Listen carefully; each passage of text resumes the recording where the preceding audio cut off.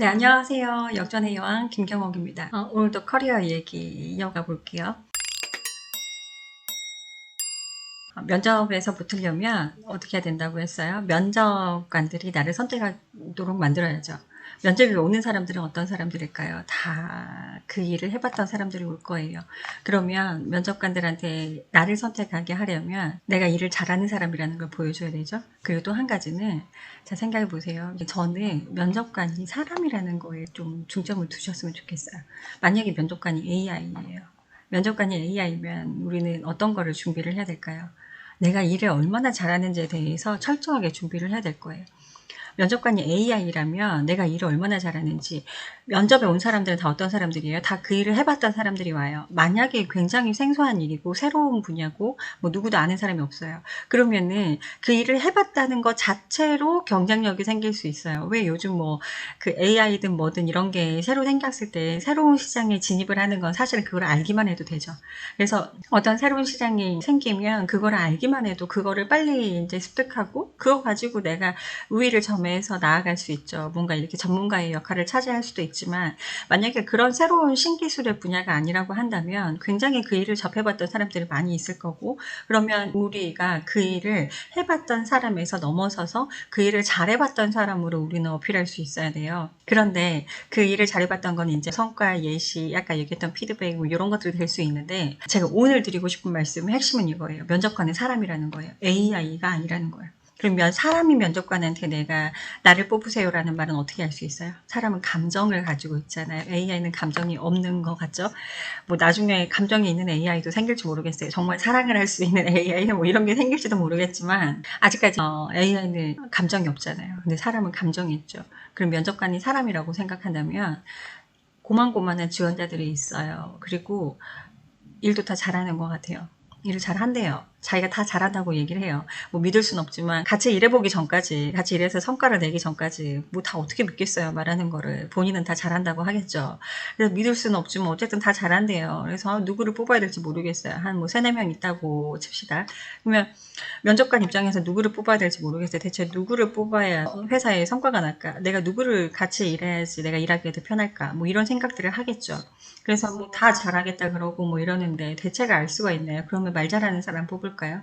말 잘하는 사람 뽑았다가 뭐 실패했던 적이 또 한두 번이 아니에요. 그러면 대체 난 누굴 뽑아야 될까요? 라는 생각이 면접관 입장에서 들 거예요. 반대로 한번 생각을 해보자고요.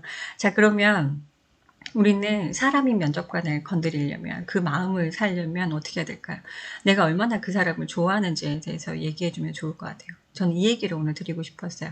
면접관은 사람이니까 그의 감정을 건드리려면, 자, 첫 번째로 그와 닮은 사람이면 좋아요. 사람들이 다들 자기랑 비슷한 사람 원하잖아요. 외모가 닮아도 좋죠. 근데 이거는 뭐 내 얼굴을 어떻게 바꿀 수가 없잖아요. 그럼 외모가 닮아도 좋지만 어쨌든 닮은 사람이면 좋겠고, 그 말은 태도라든지 말투라든지 보이는 성격이라든지 이런 거 닮은 사람은 다 좋아하거든요. 그래서 만약 면접관이 봤을 때 어머, 얘는 내가 젊었을 때 모습을 보는 것 같아, 이런 느낌이 들면 되게 좋을 거예요. 그리고 또 하나는 얼마나 간절하게 이 회사를 원하는지, 이거에 대해서 좀 얘기를 좀 해주면 좋겠어요. 이거는 절대 이렇게 나를 낮추는 게 아니에요. 내가 누구를 좋아하는 게 그게 내가 낮아지는 건가요? 아니에요. 자기가 자격지심이 없는 사람이면, 자존감이 충만한 사람이면 내가 누구를 좋아하는 건 절대 내가 낮아지는 일이 아니에요. 나를 높이면서도 상대가 너무 괜찮은 사람이에요. 상대가 너무 괜찮은 회사예요. 그러면 상대를 존중하면서 내가 얼마나 당신을 좋아하는지에 대해서, 당신과 함께 일하고 싶은지에 대해서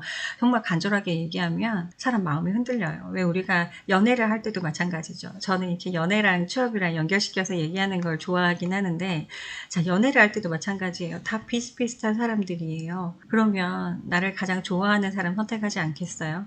그리고 그게 진심인 것처럼 보이는 사람 선택하지 않겠어요? 그런데 이 경우에 더 중요한 거는요. 만약에 어떤 여러 후보자들이 있어요. 근데 보니까 A라는 사람이 조금 더 일을 잘하는 것 같아요. 느낌적인 느낌으로다가 같이 일을 해보기 전까지 모르지만, 같이 살아보기 전까지는 그 남자가 어떤 사람인지 모르잖아요. 그 여자가 어떤 사람인지 모르잖아요. 자, 근데 A라는 사람이 일을 더 잘하는 것 같긴 한데 같이 살아보기 전까지 모르는 거고, B라는 애가 일을 조금 더 못하는 것 같긴 한데 근데 얘가 나를 너무 좋아해요.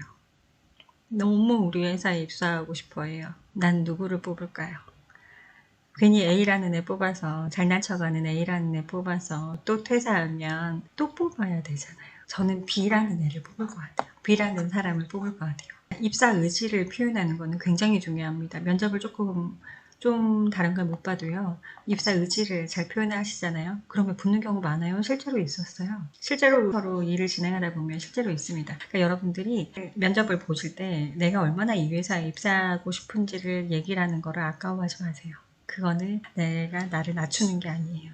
내가 얼마나 상대를 존중하고 내가 얼마나 괜찮은 사람인지를 보여주시고 그 다음에 할 일은 뭐냐면 내가 이 회사에 얼마나 입사하고 싶은지를 숨기지 마시고 드러내시는 거예요. 그래서 면접관들이 알도록 해주세요. 이게 방법입니다. 오늘 도움이 되셨다면 구독, 좋아요 부탁드리고요. 다음에 또 더 좋은 얘기로 찾아올게요.